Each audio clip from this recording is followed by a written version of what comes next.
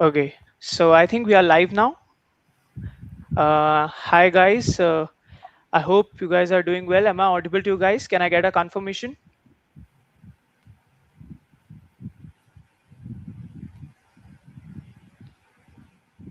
Okay, am I audible to you?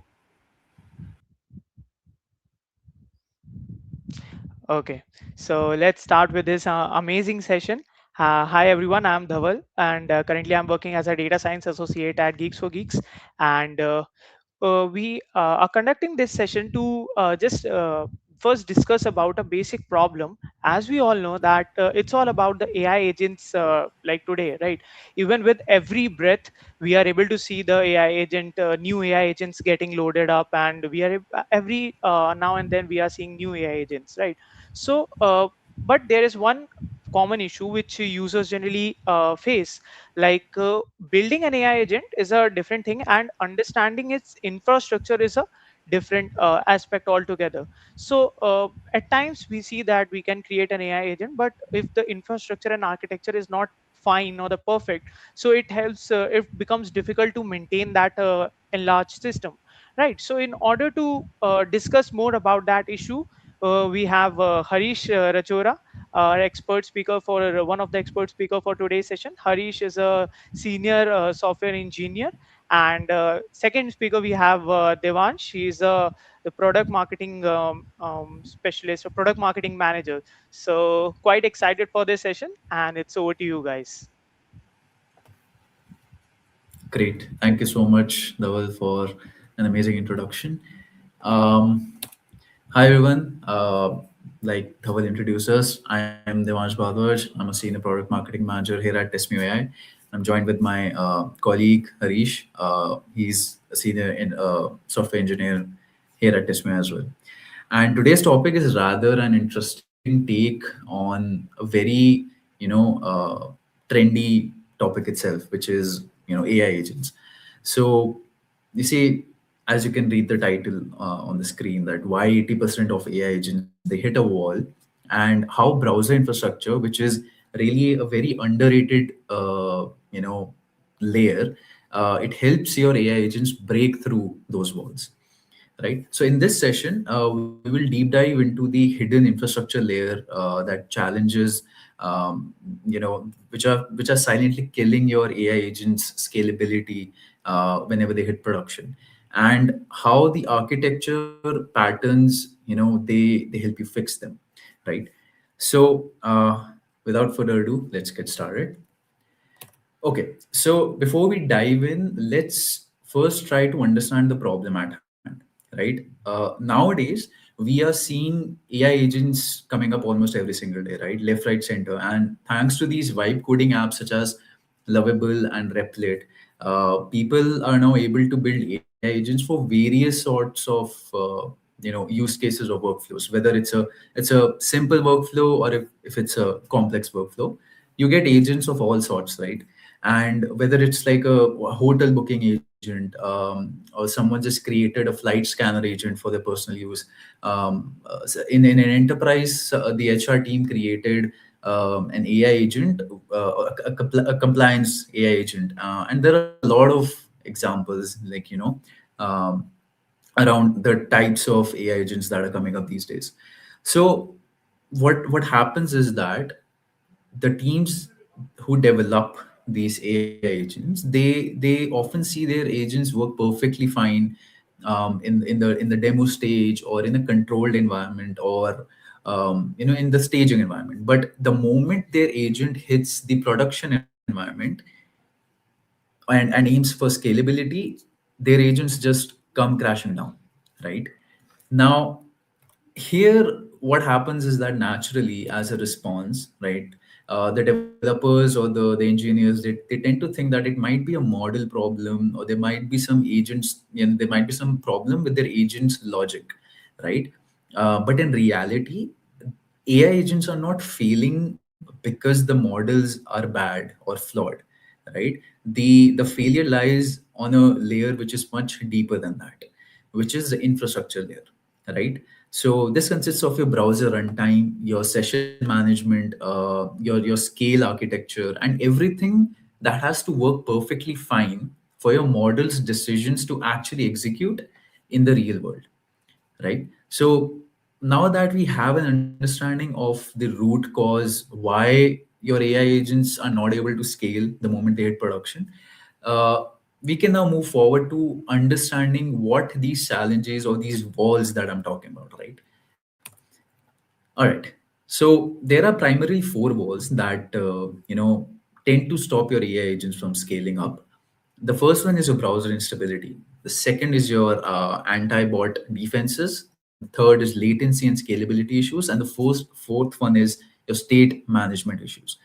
And don't worry, we'll dive into each of these walls one by one, and we'll talk about them in depth.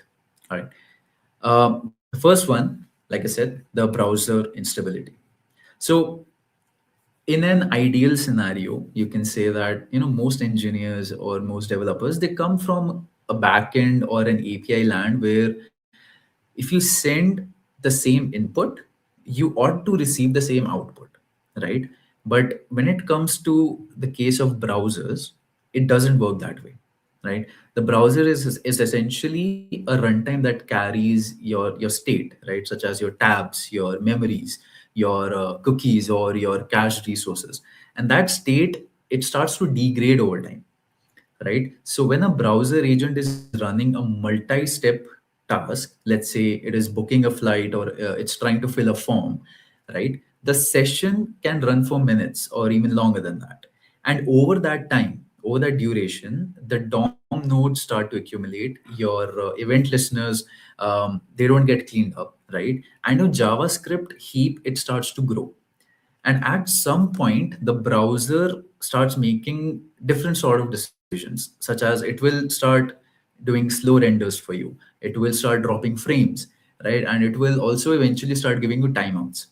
And the agent sees these unexpected states and either retries or just fails silently. And this is a very major wall that your agent that restrict your agent's scalability. Right. Moving on, the second one is your anti-bot detection systems.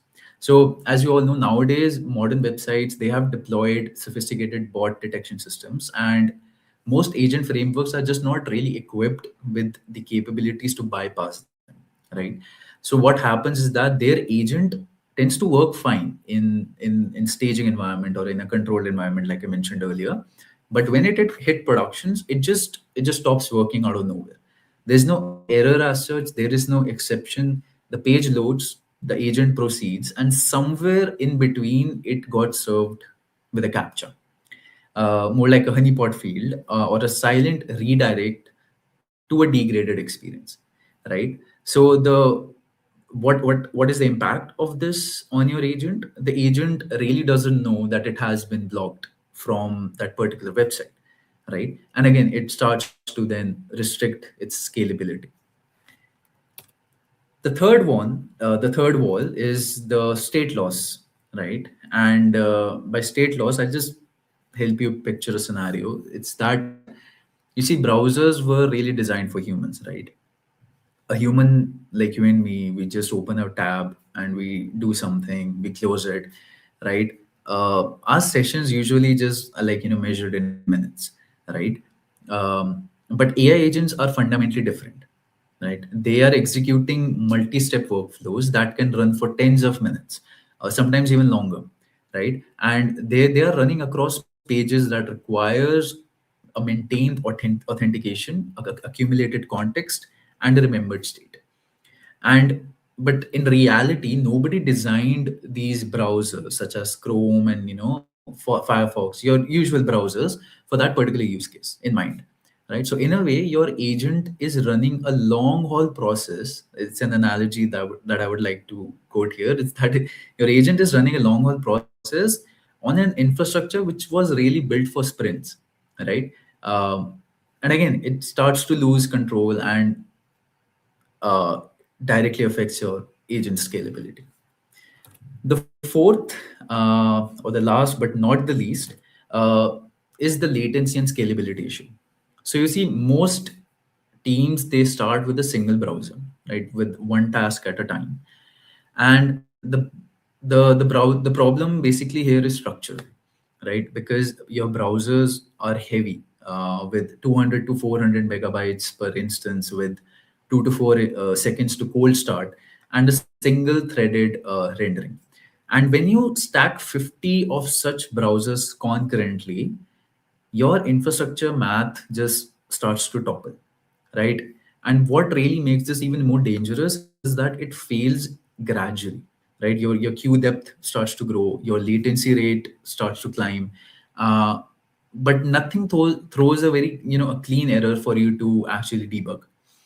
And teams, they spend weeks tuning their agents logic, like I mentioned in the start, right? That teams and developers and engineers, they think that the problem relies or lies at the agent's logic level or the model that they're using, their agent is built upon. But the actual problem has nothing to do with their agent, because the browser in the first place wasn't just really built to handle that kind of load, right? uh, but to deal with these sort of problems, right, because these are genuine problems which a lot of teams and a lot of developers and engineers are facing, to deal with such problems, we at TestMu AI, we have come up with rather a solution to help you deal with this, and it's called Browser Cloud. So you see, Browser Cloud is a browser infrastructure for your AI agents to to scrape, to do automation workflows, to do to basically offer you the fundamental reliability and scalability that your AI agents really need. And they also help you transform your web interactions from fragile to production grade. So now you don't really have to worry about your agents failing over production, because you have an entire infrastructure which was solely built to help your agents scale, right? And what really Browser Cloud offers, if you might think, like I mentioned, all these walls earlier, right? These issues that I just talked about, these are the core problems that Browser Cloud aims to solve, right? Such as you get a scalable browser infrastructure, which is like the basic, of course. You can spin up hundreds of headless browsers on demand via an SDK. You also get unparalleled stealth. You can incorporate advanced fingerprint management, realistic browser behavior, and anti-bot mitigation techniques as well. You get persistent session state, right? You don't have to worry about managing your state. You can maintain cookies, your auth, and DOM context across your agent's life cycles, right? You get session continuities that survives retries or restarts. You also get access to geo-targeted proxies, such as you can run your agents across 180 plus geolocations. So every request that you make, it seems local. um, Browser Cloud is also framework agnostic, meaning it supports your very prominent frameworks out there, such as Playwright, Puppeteer, Selenium, or you can even connect any AI agent using SDK, right? You also get session observability, which gives you access to live interactions, live logs, video recording of what your AI agent is actually seeing. So you can see what your AI agent was really seeing. But we all know there are a lot of similar platforms out there, similar tools out there in the market that offer such browser infrastructure for AI agents, right? But what really sets Browser Cloud apart? Let's talk about that. So Browser Cloud primarily sort of outstands itself over three things. The first one is your built-in tunnel for local testing. So you see, most browser infra tools, they stop at public URLs, but Browser Cloud takes a step further. It comes with TestMu AI's built-in tunnel, right, which allows you to test locally hosted apps and workflows behind your own firewall or VPNs. The second uh, differentiator would be that the infrastructure that you can actually rely on. You see, Browser Cloud offers a battle tested infrastructure that has powered TestMu AI for over a decade, right? It still continues to serve 2.5 million plus users and 15,000 plus enterprises globally. So you don't have to worry about any cold starts. You don't have to worry about any session drops. You just have to, you know, relax with getting consistent performance, that too at scale. The third thing, which I even mentioned earlier, which was your session visibility, right? So everything is transparent here. You get every session recording with a full diagnostic trail from network logs to console logs, all sorts of logs for you to debug. You get a step-by-step command replays as well, video recordings, like I said earlier. Everything that you need to debug and ship your agents faster. Now, we have talked a lot about, the problems, the solution that we're trying to showcase you all, which is browser cloud, and what really sets browser cloud apart. But now comes the actual fun part, which is the practical side of it, right? For this, my colleague Harish will be taking over. So, yeah, Harish, please walk everyone through the demo for browser cloud. Yeah, thanks, Devansh. So, by listening to Devansh about Browser Cloud, you may feel like it requires a lot of configuration, lot of infrastructure management to host your AI agents and run browsers over cloud. But actually, it's very easy. Browser Cloud is just an npm package that you just have to install and write code. Simple code you can write in Puppeteer, Selenium, or Playwright, and you can use other no-code methods also. So in this demo, we'll be showcasing you three methods in which you can use Browser Cloud. In like first method will be a full code method. This will be for people who like to have command over their code and who wants to write their code, manage their code, and see what their code does. So one first will be for them. Second will be using an AI agent Cloud Code. So there we will be installing a skill to it's kind of a low code method in which you are monitoring the code, you are also managing the code, but you are not writing it on your own. AI agent is doing so. And the third one is in which you don't require any code, you just do everything drag and drop. So this is for people who like to take full advantage of AI tools that are coming these days and don't want to code and just start right away. So I'll present my screen and to show you to show you the first method. So this is an AI agent. This is written in Puppeteer. So as you can see, this we are importing our npm package. This is Browser Cloud package. It's available on the npm directory. So this is a very simple configuration setup that you require if you are using full code method to connect with Browser Cloud. So first one is you will import a class browser from this package. Once you have done that, you will be initializing a session. In this session, you have to tell the code, this platform, that what kind of specification configuration you are going to use, so that Browser Cloud knows what device it has to launch on the cloud, what operating system it should have, what browser it should have, what version of browser it should host, and these kind of things. So whatever is your requirement, you need to put it here. So the first one is the adapter. Adapter is the framework you are using. So Browser Cloud is supporting Puppeteer, Selenium, and Playwright. So whatever you are comfortable in, you can use that. This is a build name that will appear on your Browser Cloud dashboard. This is again the name that you can change. It doesn't matter. This just adapter you cannot change. The name, all other things you can. These are modifiable. Platform name is the operating system that I want to launch. Browser name is the browser that I want to launch, and browser version is I have written latest. So in Browser Cloud, if you write the latest as a word here, then you will be able to launch the latest Chrome version available. Otherwise, if you want a specific version for testing or development or any like if you have any other requirement like that, you can put the version number like 108, 109, whatever you feel. And then these are your username and access key. So to see your tests and your sessions on the Browser Cloud, you have to have an account on TestMu AI, this TestMu dashboard. So once you have the account, you will be able to see your credentials here, and then username and access key are visible here. So it doesn't cost anything. It's free of cost. You can just sign up for free here. You will be assigned a access key and credential here, and then you can put those in this environment file here.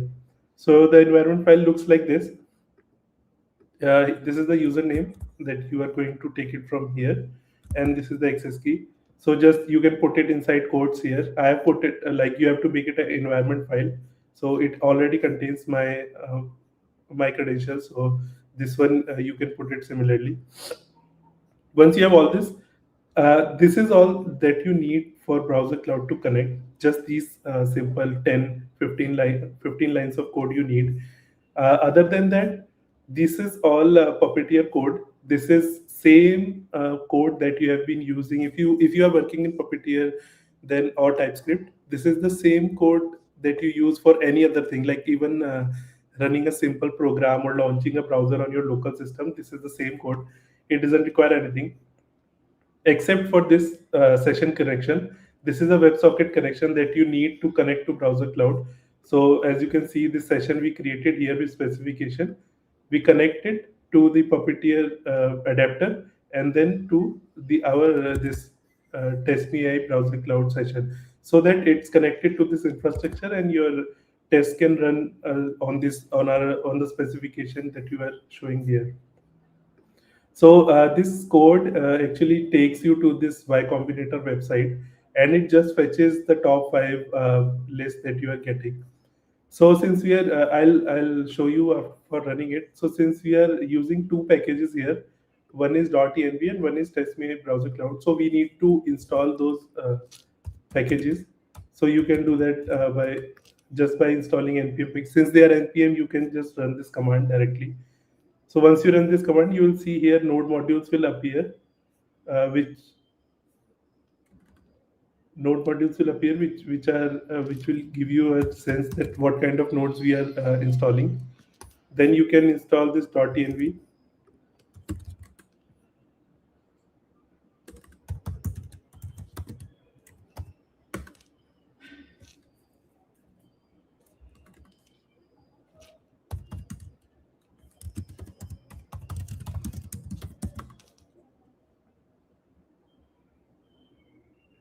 So just these three lines you have to mention. Just initializing a npm this your environment, and then installing two packages .env and testme browser cloud. Once you run this index.ts file, it is a TypeScript file in which I am using Puppeteer. You will see these lines coming up. So these are first of all, this is a live view that you can watch on your this dashboard. That's why you needed to connect it using your username. So you can go to automation and web automation, and then you will be able to see your cases that just ran. So this is the one that I ran just now. So and then you can watch it live also, like what kind of commands it ran, like it opened the Y Combinator website and all. Then it is showing you the adapter which you are using. So we are using Puppeteer adapter, and then it showed you the result that you got. This is a statement that I printed out. That's why it's showing. Otherwise, you can also like leave it and use it in another, like connect another agent or something. Then we release this session, and then so this session can be closed here, and then like you see here, browser session ended. So this session is stopped, and then just this, like you have to just write this 50 line of code, and then you'll be able to run on this infrastructure which has scalable capability and all the browsers and platforms that you can access to free of cost. So this was basically about how you use it using code. But since most of our people are using now AI agents like Cloud Code and all, so we have developed a skill Cloud Code like any AI agent skill that you can install. So skills, if you do not know that skills is kind of a command document that tells an AI agent what it has to do if it gets certain commands. So we have developed this skill for basically browser automation task. It has to be named skill.md always. Like if you are using creating your own skills, then also it has to be skill.md. So here you will give the instructions and all, like what, how to understand the request, what you need to build, how to connect and everything. So we have already done that, we have built it. All you need to do is just copy this URL and go to Cloud, Cloud Cloud. So I'll just go to my repo. So once you initialize Cloud Code here, just write that you need to install this skill. So it will install it automatically. Like you can write install.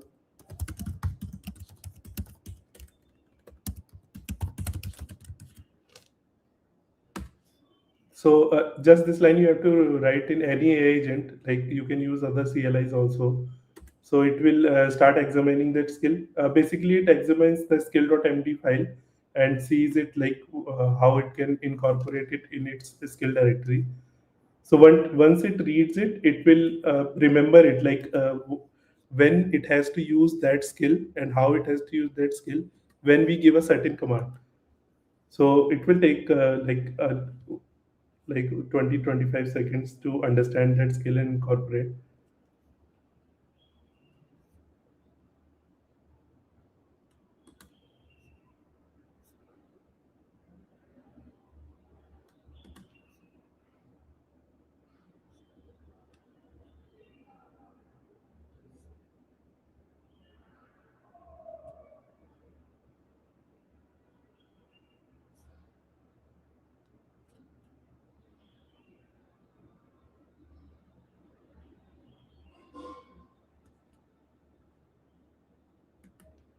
Okay, so it has cloned the repo and it has installed the skills in it. Like it shows you, it is installed.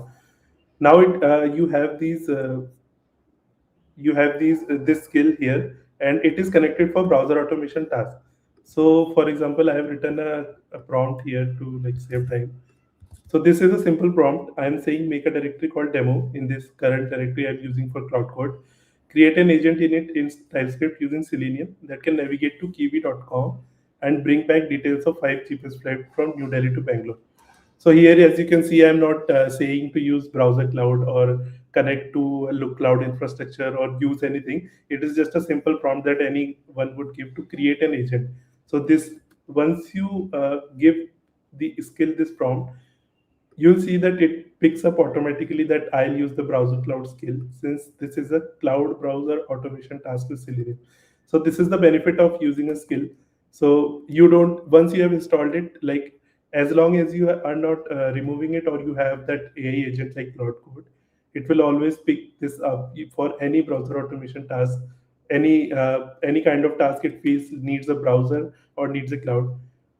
So as you can see, like username, we were using username and access key here. Uh, this one in the environment file. You don't have to give it to the AI agent because of security purposes. So here it will just create an agent and will not launch it. And like you will not get a connection to browser cloud and see the output directly because you don't have your access key and username. But the good thing is that it will create this agent automatically. And once, like I'll show you this agent, you'll see that it has picked up the browser cloud, this SDK directly, and you don't have to then manage like how to use browser cloud, how to connect it. AI agent will do it automatically because it is all written in the skill that you just installed. So it will take some time because creating an agent requires a lot of like commands and all.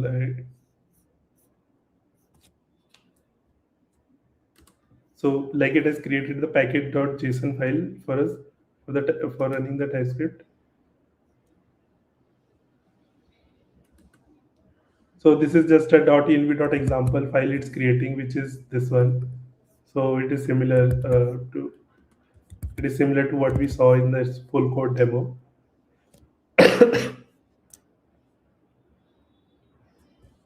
So all these files that I saw this show you these all will be created automatically, including this index.tx.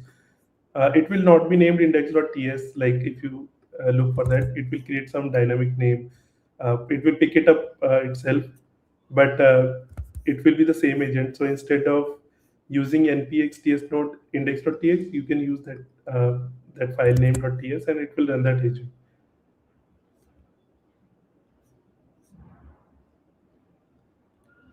So Kiwi is a website which uses flight search.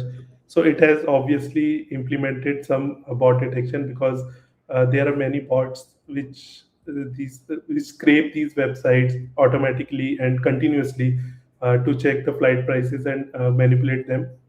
So as you can see that it has enabled the stealth mode that Devansh was talking about in his presentation.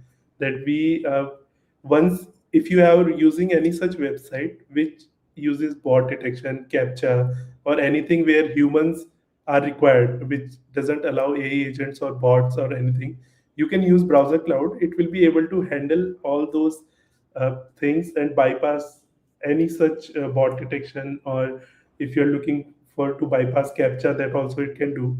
So you don't have to worry about creating. So if you create your own local run an agent on your local browser, it will definitely not be able to fetch websites on Kiwi or any other flight search agent, because you won't be able to bypass this bot detection and all. Some third party modules are available for that, but uh, they are like currently not that secure, and you'll have to manage a heavy infrastructure yourself. So it's better to just go on and use it. Anyways, it's free, so you can use it directly, put it here. So anyways, like it has created this created our this agent. So as you can see, this is a flight agent it has created, named Kiwi Flight Agent.ts. And here, as you can see, it has already applied this import of browser from TestMu, which I showed you here, which is required to run TestMu. And then the rest is just how to fetch this and print the results. So here also it is using the username and access key, which you have to use it here.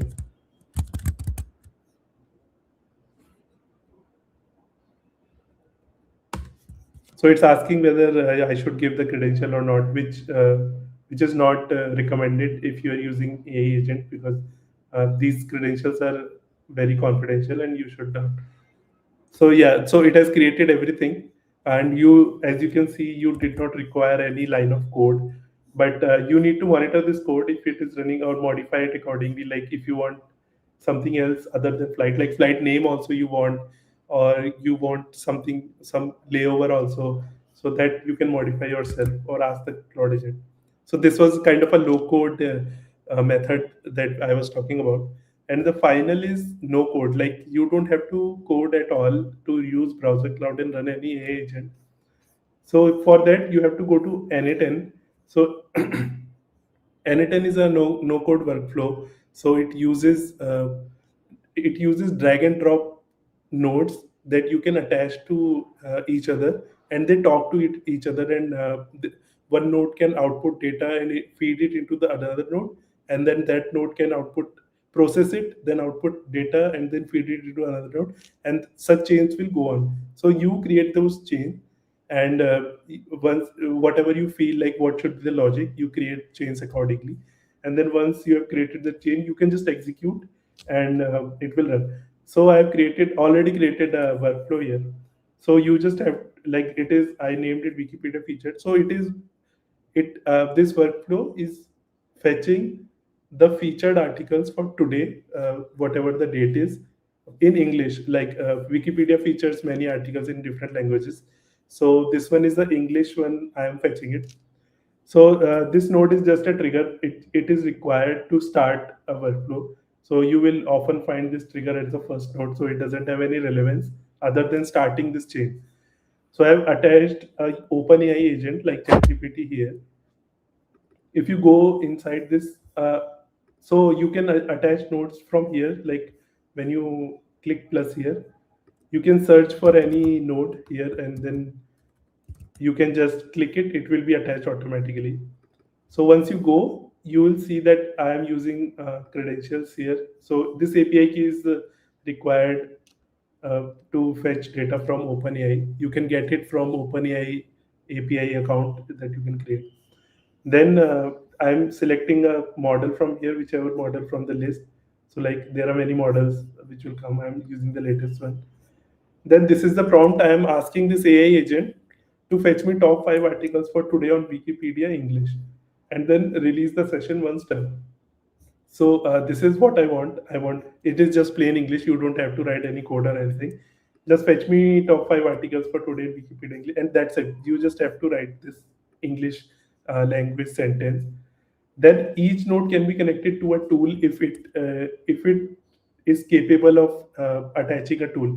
Like as you see, this is Gmail node. It doesn't have a tool branch because Gmail cannot have a tool branch, but OpenAI allows attaching tools to it. So this is where Browser Cloud will be helpful. So if you go to tools, you can search for TestMu AI agent tool. Just click it, and then it will appear here as a branch of tool, which you can see here. So tools are helpful nodes that this node will take help from to process some actions. So we have obviously Browser Cloud will be used for using browser automation sessions. So since you see that I want something from Wikipedia English and 5 articles, and then this is a website, so you require something, uh, some infrastructure where OpenAI can open a website that can bypass this bot detection and all this surveillance, and then it can fetch the required result. So once you have attached this node, you don't have to do anything. Just go here and paste the username and access key. Again, this is from here, from credential. Once you make that account, you'll get them. Once you have done that, this is all you require. Just select the browser and platform version, browser region in which you want to run. These are all default values. These will come pre-filled. If you don't want to change, you can leave it. And then that's it. You don't have to do anything except from selecting these specifications. So I have selected this Gmail. You don't require this one. This is just I was testing. Like once I have fetched the 5 main articles, it will be sent to me on as an email. So if I go here, you can see that it is sent to me, the subject and all. This. You don't require this much, so browser cloud will work even without this node. So here you can execute workflow. So as you see, first node ran. Then OpenAI sorts what kind of input I gave prompt. Then it sees that it requires a browser. It goes to browser cloud. It uses it to open the browser, which you can see on your dashboard, TestMu dashboard. So if you go to your dashboard, you'll be able to see Wikipedia featured article that I just read.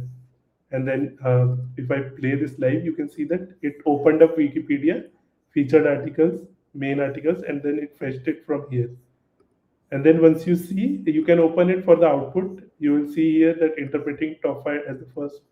So this is the first article, the second article, and like subsequently it will give whatever input you have given. So basically it used browser cloud to bypass all those things, and then just emailed me all those things so I can get it on email. You can also put it like a long chain where long processing is given, or you can run it like you can if you are a reader. For example, if I take this example of Wikipedia, if you are interested in reading every morning, so you can just run this workflow every morning, and it will email you all the 5 articles with the links. If you provide here that I want link also and everything, it will provide you link on your email, and then you can read it from there.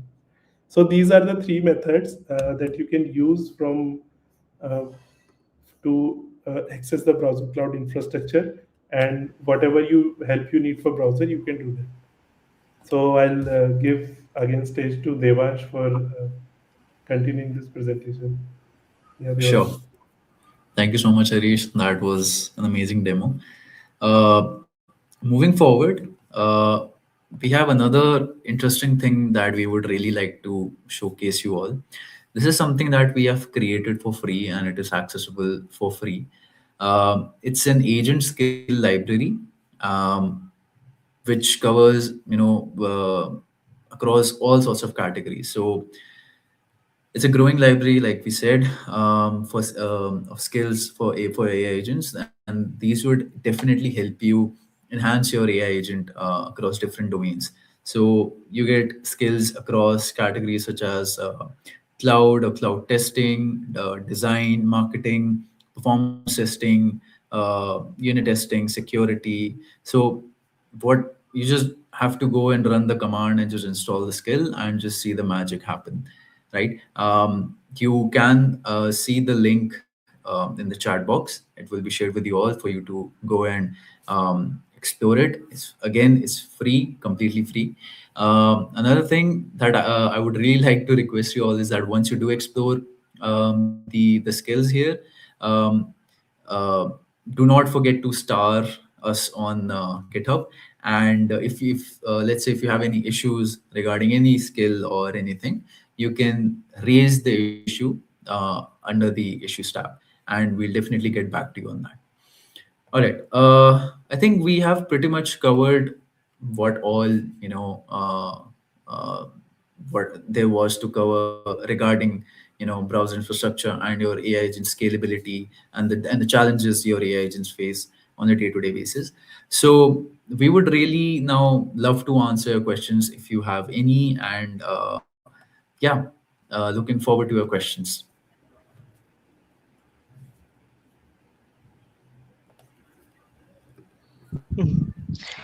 Okay, so like I was expecting some of the really good questions which I would have been loved to pick up from the comments, but since like they are not, haven't got any significant questions, so I would like to ask one of the questions. First of all, it's like the amazing. Thank you so much for the session, and especially the ways which you have explained all of the three ways using the code and then using it through skills.md, and then at the last finally through the how we can use it through the n8 workflow. That is also an like amazing switch, because that was not something which I have seen earlier. So using the na10, like I think it's a it eases the use of that browser cloud as well.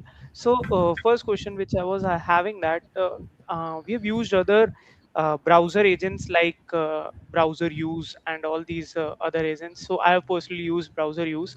How is it like different, how the browser cloud is different from those search agents like browser use and all? Sure. I'll take this up. So, like I mentioned even in my presentation, right? So we basically distinct ourselves on three grounds. The first one is that we offer a built-in tunnel, which helps you with your local testing part, right? So, and most of these platforms like browser use and other tools that you mentioned, they again, they stop at the public URLs, but we go a layer deeper than that, and we offer a local testing uh, capability as well. So the users can go ahead and test their agents or their locally hosted apps behind their firewalls or VPNs without any issues. The second differentiator is the infrastructure, and this is probably the biggest differentiator. It is because you see, Test AI has been offering an infrastructure to you know 2.5 million plus users and thousands of global enterprises, right?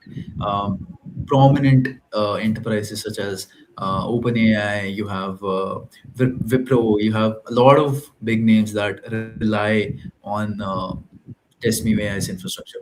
And through browser cloud we are offering that same infrastructure, which is battle tested, which has been evolved over a decade, which has been continuously tested across for various use cases and various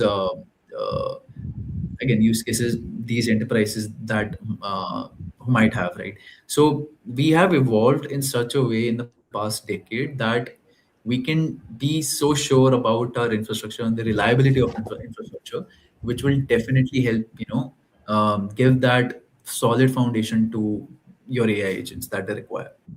And the third is, of course, the debugging side has to be there. And so, again, through our infrastructure only, we offer the execution part as well, but we also take a very deep dive into the debugging side, right? So it's more like a holistic approach to to all of this. So you get all the live recordings of what your agent is doing, what your agent is seeing. You get step by step commands with timestamps. You can click on it and you land on the exact time in that video, so you can actually see where the issue or where the a change might have occurred. You get all sorts of logs, network logs, Selenium logs, telemetry, consoles, all sorts of logs for your debugging. And I mean, you don't really have to leave the platform at all.